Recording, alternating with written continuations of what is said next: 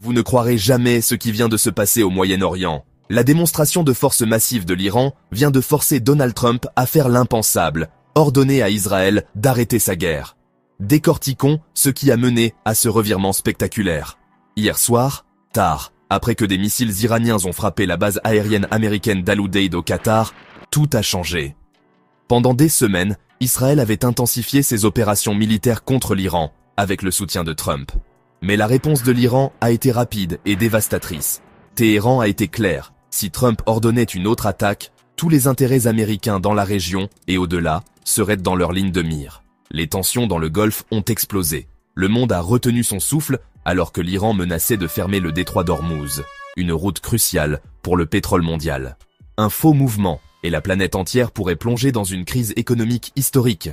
Les États-Unis ont tenté de sauver la face, affirmant que les frappes iraniennes n'avaient pratiquement pas fait de dégâts et que le cessez-le-feu n'avait été décrété qu'après que les soi-disant objectifs aient été atteints. Mais sur le terrain, la réalité était bien différente. La pression interne montait à Washington. Le public américain, épuisé par des guerres sans fin, voulait en sortir. Et vite. Pendant ce temps, des États du Golfe comme le Qatar, l'Arabie Saoudite, Bahreïn et les Émirats Arabes Unis étaient en mode panique. Pendant des années, ils ont joué les gros bras de la politique, finançant des conflits et prenant parti pour Israël et les États-Unis. Mais maintenant, face à la menace très réelle de l'Iran, ils ont réalisé à quel point ils étaient vulnérables. Une seule volée de missiles iraniens et leur petit royaume pourrait être anéanti. Dans un geste désespéré, ces dirigeants ont supplié les États-Unis d'arrêter les combats. L'Iran avait fait son point, leur puissance missile n'était pas du bluff.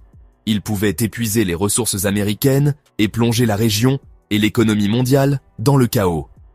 Alors, Trump a changé de cap. Sous une pression croissante, il a dit à Netanyahou « Ça suffit ». Israël devait mettre fin à son assaut. En fin de compte, il ne s'agissait pas seulement de guerre, mais des limites du pouvoir. L'Iran a prouvé qu'il ne se laisserait pas intimider, et les États-Unis et Israël viennent d'apprendre qu'il y a des batailles qu'on ne peut tout simplement pas gagner. Si vous voulez rester informé des derniers rebondissements de la politique mondiale, n'oubliez pas de vous abonner à la chaîne. Restez informé, restez alerte. Merci de bien vouloir activer la cloche et de cliquer sur j'aime.